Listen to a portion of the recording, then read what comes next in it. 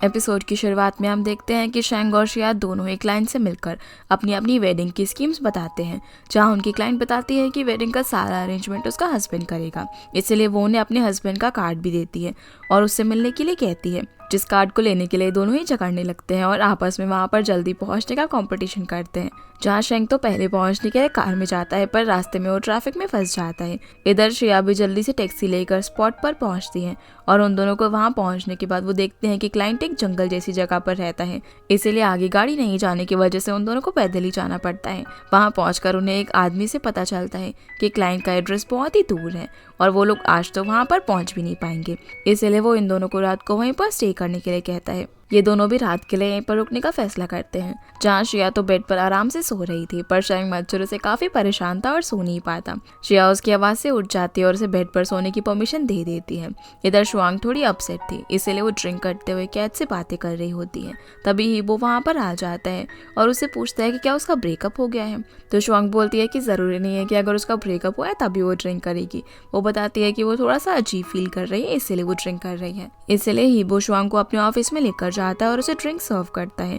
वो दोनों अब मजे से ड्रिंक करते हैं, जहाँ पर अभी भी शुआंग को पता नहीं होता कि ही वाइस जनरल मैनेजर है। अगले दिन शिया और शेंग फिर से क्लाइंट के एड्रेस पर जाने के लिए निकल जाते हैं, जहाँ रास्ते में भी ये दोनों झगड़ा कर रहे थे, जिसकी वजह से वो दोनों एक गड्ढे में गिर जाते हैं, जिसके लिए दोनों ही एक दूसरे को ब्लेम कर रहे होते हैं। पर थोड़ा शांत होने के बाद शिया शेंग को कोऑपरेट करने के लिए कहती है और जैसे तैसे शेंग पहले उसे गड्ढे से बाहर निकालने के लिए हेल्प करता है। पर जब शेंग की बारी आती है तो शिया उसे अकेले छोड़कर चली जाती है, पर एक ओल्ड मैन वहां पर आकर शेंग को निकाल देता है। अब शिया जल्दी से क्लाइंट के पास पहुंचकर अपना प्लान बताती है और वेडिंग ट्रांसफर एग्रीमेंट पर साइन करने के लिए कन्विंस करने लगती है। तभी शेंग वहां पर पहुंच जाता है और क्लाइंट को कहता है कि उसे वेडिंग डेट पोस्टपोन नहीं करनी चाहिए और वो इसके बदले में खुद उसके एक्सपेंसेस देगा, जिसके लिए क्लाइंट मान भी जाता है। जिस बात से शिया अपसेट होकर शुआंग को फोन पर बताती है कि वो क्लाइंट को कन्विंस नहीं कर पाई। इसके बाद हम हान की वाइफ को देखते हैं, जो कि बहुत ही अपसेट हो रही थी क्योंकि उसे कहीं और डेस्टिनेशन वेडिंग करवानी थी, जिसे देखकर वो शिया को फोन करके कहता है कि उसे वेडिंग डेस्टिनेशन ट्रांसफर करवाना है, जो सुनकर वो काफी खुश हो जाती है। अब शिया जल्दी से होटल पहुंचकर निंग को फोन लगाती है और बताती है कि उसने क्लाइंट से ट्रांसफर एग्रीमेंट साइन करवा लिया है, जो सुनकर निंग काफी खुश होकर जीजुन के साथ होटल आने वाली होती है और इस बारे में शेंग को भी पता चल जाता है, जहाँ वो शिया से कहता है कि वो मे में बिजनेस ट्रिप पर जाएगा, इसलिए उस वक्त के होटल के सारे वेडिंग प्लान्स कैंसिल रहेंगे, जिसे सुनकर शिया उस पर काफी गुस्सा होती है। पर शेंग कहता है कि वो किसी भी हालत में उसकी बहन की शादी जीजुन से नहीं होने देगा। तभी शेंग को हॉस्पिटल से फोन आता है, जहाँ उसकी बहन का एक्सीडेंट हो गया था, इसीलिए अब ये दोनों फटाफट से निंग से मिलने के लिए हॉस्पिटल जाते हैं, जहाँ नर्स उन्हें बताती है कि उसके बॉयफ्रेंड को उससे ज्यादा चोट आई है। जहाँ शिया शेंग को एक्सीडेंट वाली क्लिप दिखाती है जिसमें जीजुन ने निंग की जान बचाई थी और उसे समझाती है कि जीजुन एक अच्छा लड़का है और निंग से प्यार भी करता है। फिर शेंग जीजुन से मिलता है और उसकी बहन की जान बचाने के लिए उसे थैंक्स बोलता है और उसकी और निंग की शादी के लिए मान जाता है, पर वो उसे 2 प्रॉमिस लेता है, जिसमें वो हमेशा उसे निंग का ख्याल रखने के लिए कहता है और दूसरा कि उसे शिया से दूर रहना होगा, क्योंकि शेंग को उन दोनों के पास्ट रिलेशनशिप के बारे में पता था, जिसके लिए जीजुन उसे प्रॉमिस करता है कि वो कभी भी ऐसा कुछ नहीं करेगा जिससे निंग और शिया को प्रॉब्लम हो। इसके बाद वो निंग के पास बैठा होता है, तभी निंग को होश आ जाता है और वो उठते ही जीजुन के बारे में पूछती है। शेंग उसे बताता है कि जीजुन ठीक है और वो अब दोनों की शादी के लिए तैयार हो गया है। फिर शेंग हीबो से मिलता है, जहाँ शेंग की बातों से हमें पता चलता है कि वो अभी भी निंग की शादी के लिए रेडी नहीं था।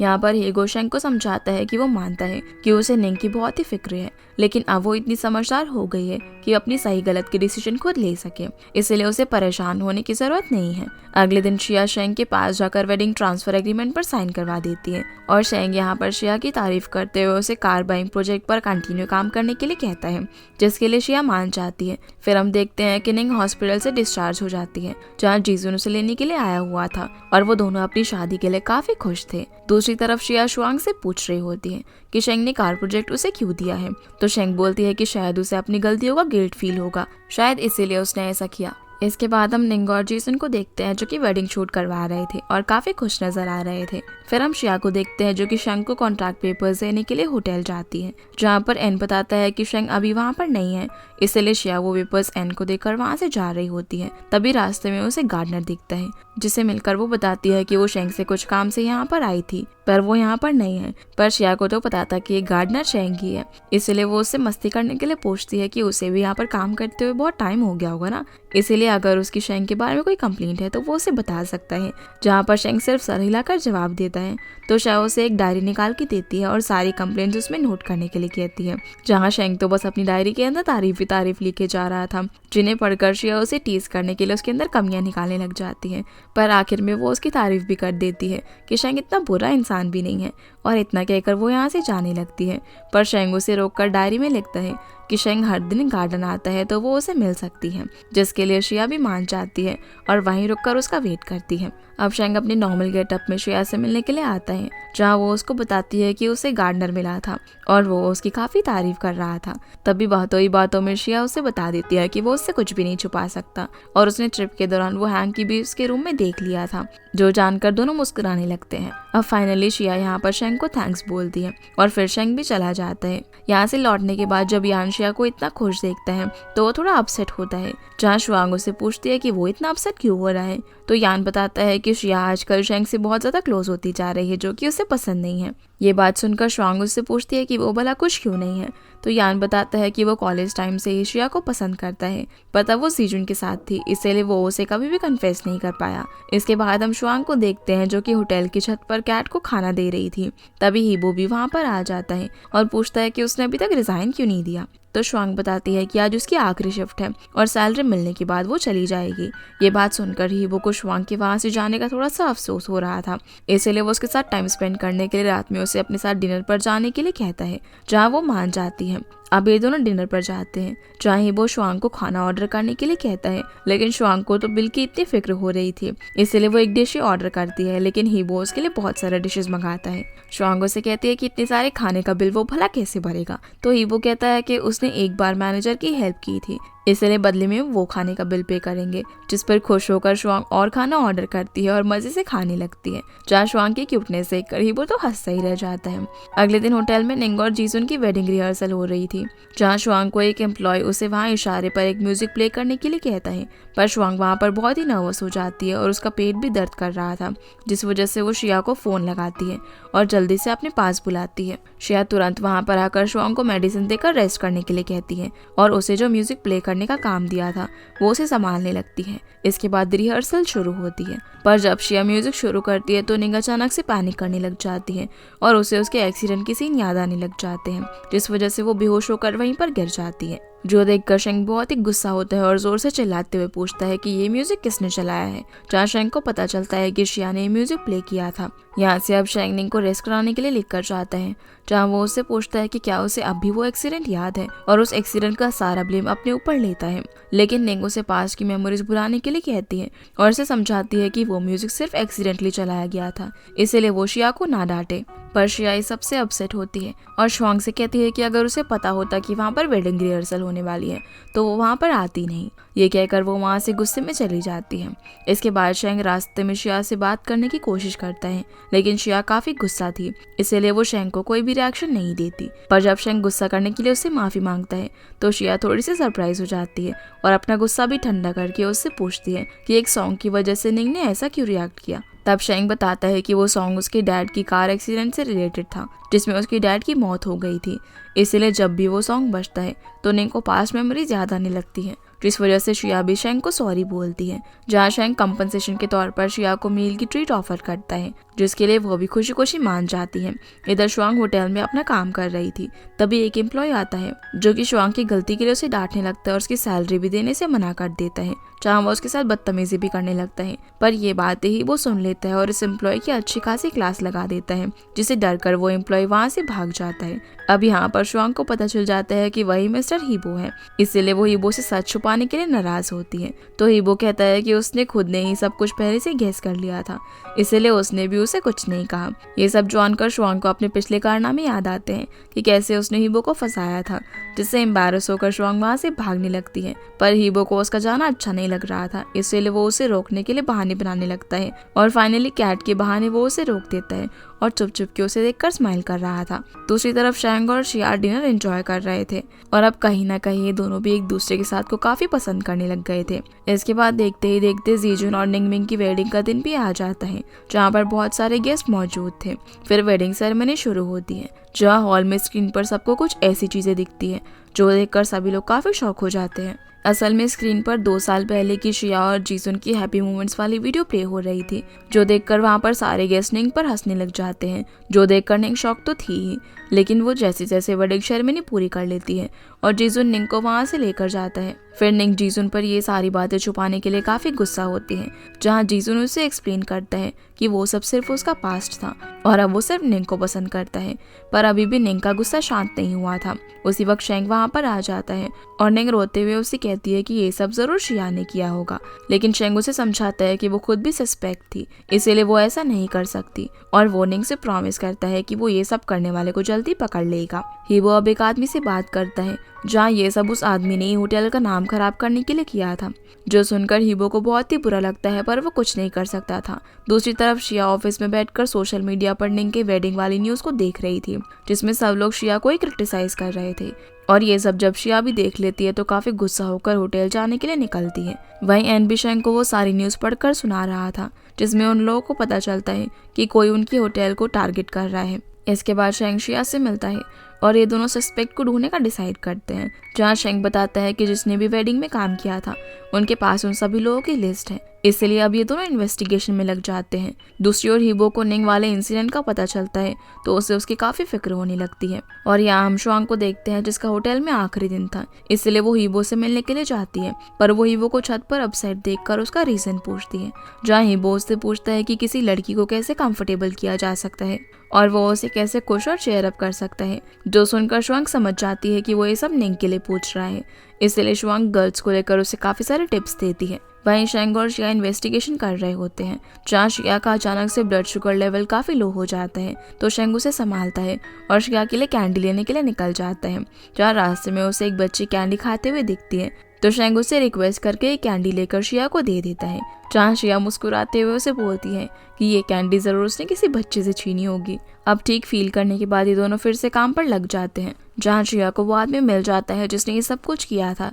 इधर हीबो निंग से मिलकर उसका मूड अच्छा करने के लिए एक बुक लाता है और उसे बताता है कि एक मैजिक बुक है और वो जिस भी एनिमल को उसमें ड्रॉ करेगी वो सच में आ जाएगा। अब जैसे ही निंग एक रैबिट ड्रॉ करती है, तभी पीछे से जीसुन एक रैबिट लेकर आ जाता है, जिसकी वजह से निंग का मूड थोड़ा सा अच्छा हो जाता है और वो हीबो को इस सब के लिए थैंक्स बोलती है। पर जीसुन जब निंग को थोड़ा सा अपसेट देखता है तो वो उसे खुश करने के लिए बोलता है कि आज रात को वो दोनों डिनर करने के लिए बाहर जाएंगे। इतना कहकर वो यहाँ से चला जाता है। फिर शेंग और श्रिया शेंग नाम के बंदे के घर जाते हैं, लेकिन वो घर पर नहीं था।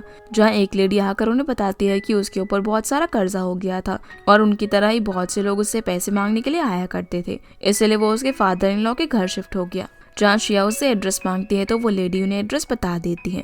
अब इन दोनों के यहाँ से जानने के बाद वो लेडी हीबो के पीओ को फोन करती है और उसे बताती है कि 2 लोग चेंग के बारे में जानने के लिए वहाँ पर आए थे, जो बात पीओ हीबो को बताती है।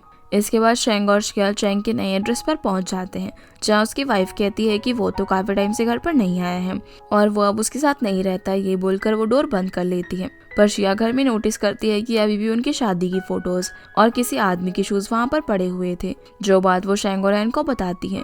इस वजह से वो लोग वहीं पर रुककर चेंग के आने का वेट करते हैं। दूसरी ओर जीजुन और निंग एक रेस्टोरेंट में खाना खाने के लिए जाते हैं, जहाँ जीजुन को उस रेस्टोरेंट से इतना फेमिलियर देखकर निंग उस पर शक कर रही होती है और कहती है कि वो जरूर श्रिया के साथ वहाँ पर आया होगा। और बेचारे जीजुन को उसे फिर से एक्सप्लेन करना पड़ता है कि वो श्रिया के साथ नहीं बल्कि अपने कलीग के साथ यहाँ पर आया हुआ था, जो सुनकर निंग जीजुन से सॉरी कहती है। पर अभी भी शायद निंग का शक इतने जल्दी खत्म नहीं होने वाला था। इधर चेंग का वेट करते करते रात हो चुकी थी, जहाँ फाइनली वो लोग चेंग को आते हुए देख लेते हैं और पेड़ के पीछे छुप जाते हैं। पर चेंग भी उन्हें देख लेता है और वहाँ से भागने लगता है। तभी चेंग उसके पीछे पीछे भागता है और श्रिया भी उसे पकड़ने के लिए दूसरी तरफ से भागती है, जिसमें श्रिया एक दूसरी तरफ से आ रहे ट्रक से बाल बाल बचती है, पर उसके पैर में चोट आ जाती है। ये देखकर शेंग उसे संभालता है, लेकिन उसे तो अभी भी चेंग को पकड़ना था।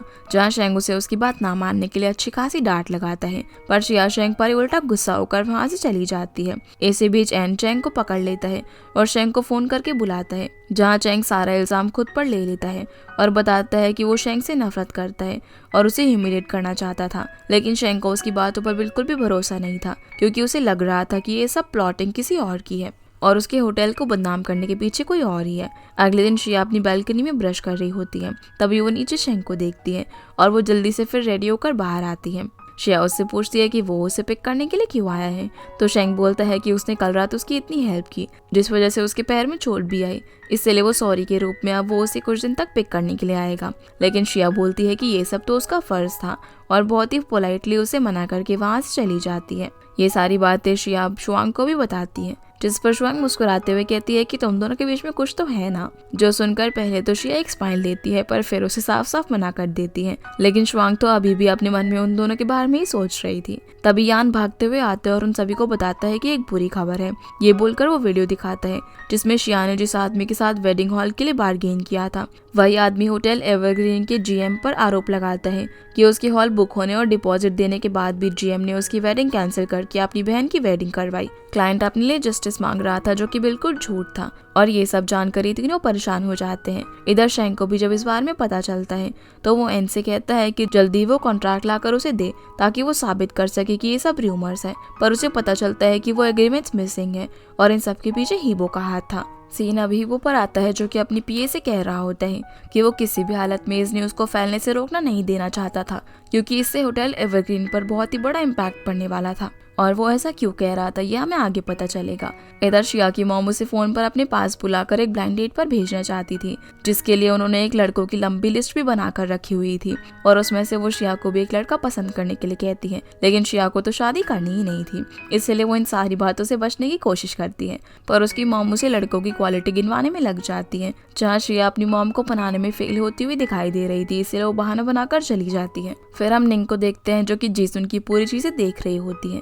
पर तभी वहाँ पर जीसुन आ जाता है जो कि उसे मना करने लगता है, क्योंकि वो नहीं चाहता था कि अब निंग किसी वजह से दुखी हो। पर निंग नहीं मानती और उसे एक कार्ड मिलता है जिसमें जीसुन ने शिया के लिए रोमांटिक बातें लिखी हुई थी, जो पढ़कर वो थोड़ी सी अपसेट हो जाती है। पर जीसुन उसे विश्वास दिलाता है और प्यार से हक कर लेता है। इसके बाद शिया शेंग से मिलती है और उसे उन कपल्स के साथ नेगोशिएट करने की बात कहती है, जहाँ वो ये भी बताती है कि अगर पहले शेंग उनका ऑर्डर नहीं लेता तो ऐसा कुछ होता ही नहीं। शेंग कहता है कि अब वो इतना फंस चुका है तो उसे बाहर भी आना होगा। इधर शिया की मॉम उसके घर आकर अभी भी फोन में उसके लिए लड़का ही देख रही थी। तभी शिया भी काम से लौटती है और अपनी मॉम से पूछती है कि क्या वो अभी भी उसको शादी के लिए मनाने आई हैं। तो उसकी मॉम कहती है कि नहीं, वो तो उसके लिए फूड लेकर आई है, और इतना कहकर वो घर से जाने लगती है। लेकिन शिया उन्हें आज घर पर ही रुकने के लिए कहती है, जहाँ रात को शिया नींद में हंसने लगती है और उसे एक सपना भी आता है जिसमें उसकी मॉम उसे एक ब्लाइंड डेट पर लेकर जाती है। पहले तो वो अपसेट होती है, पर जब शेंग वहाँ पर आ जाता है तो वो खुश हो जाती है, जहाँ उसकी मॉम शेंग की हैंडसम पर्सनालिटी की तारीफ करती है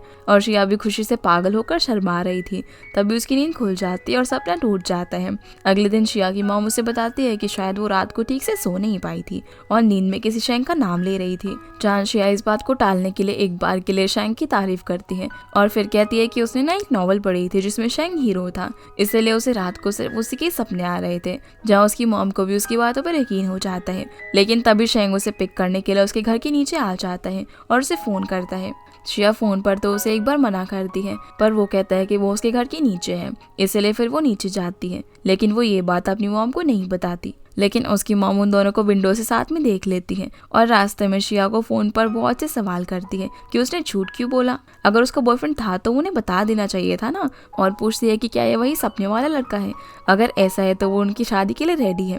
पर उनकी बातों से शिया काफी इरिटेट होकर फोन रख देती है और शेंग भी उनकी बातें सुनकर हंसने लगता है। अब वो दोनों उस क्लाइंट से मिलने के लिए जाते हैं जिसका नाम हान होता है, और ये वही क्लाइंट था जिसने होटल के लिए गलत अफवाह फैलाई थी। फिर वो एक टी हाउस पहुंचते हैं जहाँ पर हान अक्सर आया करता था, पर वो कैफे कपल्स के लिए प्राइवेट था, इसलिए उन्हें भी वहाँ स्टाफ के सामने कपल्स की तरह प्रिटेंड करना पड़ता है। जहाँ शिया को शेंग की हरकतें पसंद नहीं आती और रूम के अंदर जाने के बाद वो शेंग को इतना क्लोज आने के लिए डांटने लगती है। तभी उसके पास वाले रूम से हान और उसकी गर्लफ्रेंड की आवाज़ आती है और ये बात वो शेंग को बताने ही वाली थी कि शेंग उसे खींचकर अपनी गोद में बैठा देता है, क्योंकि शेंग को पहले से ही पता चल जाता है कि स्टाफ उसके रूम में एंटर करने वाला है। जहाँ शिया तो बेचारी शर्म से लाल हो जाती है। इसके बाद वो दोनों बाहर आते हैं, जहाँ वो चिपके से देखते हैं कि हान एक लेडी से मिल रहा था। तभी वहाँ पर एक एम्प्लॉय आकर हान को बताता है कि एक कपल उससे मिलना चाहता है, पर जब तक वो रूम में जाता है तब तक शेंग और शिया वहाँ से जा चुके थे।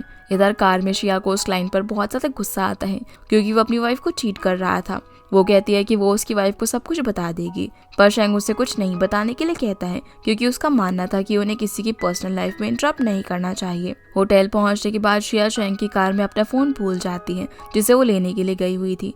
तभी वहाँ पर हान शेंग से मिलने के लिए आ जाता है और वो शेंग को कहने लगता है कि जो भी आज उसने देखा वो बात उसकी वाइफ को पता नहीं चलनी चाहिए। तो शेंग उसे बोलता है कि जब तक वो उसे नहीं बताएगा कि उसने किसकी बातों में आकर होटल एवरग्रीन को बदनाम किया है, तब तक वो भी उसकी इन्वेस्टिगेशन खत्म नहीं करेगा। और ये सारी बातें शिया भी पीछे खड़ी होकर सुन रही थी। शिया फिर एक सैलून में जाती है जहाँ पर उसे हान की वाइफ मिलती है। हान की वाइफ शिया से पूछती है कि उसका और शेंग का रिलेशनशिप कैसा चल रहा है, जिसे सुनकर शिया एक बार तो सरप्राइज हो जाती है और फिर कहती है कि उन दोनों के बीच में कुछ भी नहीं है, बल्कि वो दोनों तो एक दूसरे के दुश्मन हैं। पर हान की वाइफ कहती है कि वो दोनों एक साथ अच्छे लगते हैं। फिर शिया हान की वाइफ से उसकी मैरिड लाइफ के बारे में पूछती है तो वो लेडी थोड़ी सी अपसेट हो जाती है, इसलिए शिया उससे ज्यादा कुछ नहीं पूछती और वहाँ से चली जाती है। अगले सीन में हान और उसकी वाइफ घर पर डिनर कर रहे होते हैं। तभी वहाँ पर हान के फोन पर बार बार किसी का कॉल आ रहा था जिसे बात करने के लिए वो वॉशरूम चला जाता है। अब उसकी वाइफ को उस पर शक होने लग गया था, इसलिए वो किसी को फोन पर इन्वेस्टिगेशन करने के लिए कहती है। फिर वो खुद उसी ट्री हाउस में जाती है जहाँ पर हान उस लेडी से मिला था। वहाँ पहुँचने के बाद उसे एक लेडी मिलती है जिसके लिए हान ने वो ट्री हाउस रेंट पर लिया था और वो लेडी हान की सारी सच्चाई उसे खुशी से बता देती है, जिससे उसकी वाइफ काफी सरप्राइज होती है। जब ये बात हान को पता चलती है तो वो गुस्से में शेंग के पास जाता है और उसे बताता है कि उसने प्रॉमिस किया था ना कि वो उसकी वाइफ को कुछ भी नहीं बताएगा, पर फिर भी उसकी वाइफ को सब कुछ पता कैसे चल गया। पर शेंग उसे काम डाउन होने के लिए कहता है और पहले बिजनेस मैटर सॉल्व करने के लिए कहता है, लेकिन हान तो यहाँ पर शेंग से बहस किए जा रहा था और वो शेंग को धमकी देता है कि वो उसे बदला लेकर रहेगा। इसके बाद शिया हान की वाइफ से मिलती है जहाँ वो बताती है कि हान उसे इतने दिनों से झूठ बोल रहा था, जो सब उसे आज पता चला। वो लेडी उसकी हेल्प के लिए शिया को थैंक्स बोलती है और उसके बदले में वो शिया की मदद करना चाहती थी, इसलिए वो उसे बताती है कि एक दिन एक लेडी उनके घर आई थी और वो उनसे रिक्वेस्ट करती है कि अगर उसने और उसके हस्बैंड ने उसकी हेल्प की तो वो उसे अच्छा रिवॉर्ड भी देंगे। और वो लेडी किसी लिए कैपिटल के बिहाफ पर ये काम करने के लिए आई थी, जहाँ उसने तो हान को ये सब करने के लिए मना कर दिया था, पर उसने उसकी बात नहीं सुनी। तभी शेंग भी वहाँ पर आ जाता है और वो लेडी शिया और शेंग से प्रॉमिस करती है कि वो हमेशा उनके फेवर में ही रहेगी। शिया शेंग को बताती है कि इन सब के पीछे किसी लेही कैपिटल का हाथ है, जो सुनकर शेंग उसे बताता है कि वो कंपनी हमेशा ही होटल एवरग्रीन को एक्वायर करना चाहती है और इसके लिए उसने पहले भी काफी सारे एक्शंस लिए थे। शेंग अब शिया को यहाँ पर काम डाउन रहने के लिए कहता है और फिर वो उसे अपनी मॉम के रेस्टोरेंट तक ड्रॉप करने के लिए जाता है। इसी के साथ ये एपिसोड यहीं पर खत्म हो जाता है। तो गाइस, ये थी आज की वीडियो एंड आई होप आप लोग को ये वीडियो पसंद आई होगी। तो इस वीडियो को लाइक कर चैनल को सब्सक्राइब जरूर कीजिएगा। आपसे फिर मिलते हैं अगले एपिसोड में, तब तक के लिए गुड बाय।